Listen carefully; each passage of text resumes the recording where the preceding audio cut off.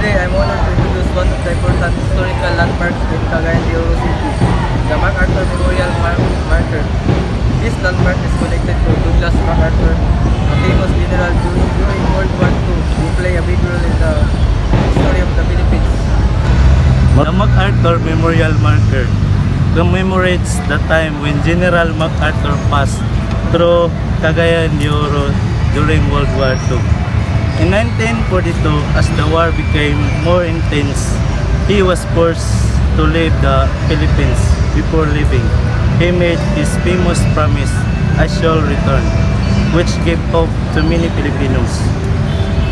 Through his word, General MacArthur returned in 1944 and helped liberate the Philippines from enemy's forces. Because of this, marker was built to remember his bravery and his promise to Filipino people.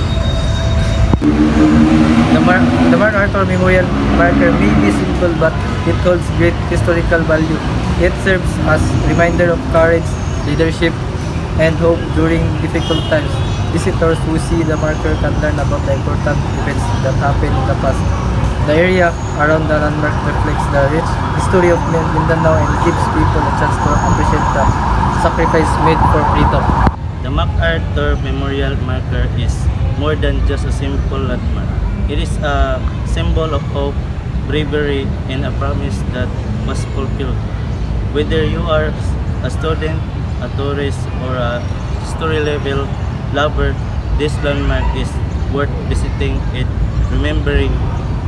Come and discover the story behind this meaningful place in Cagayan de Oro.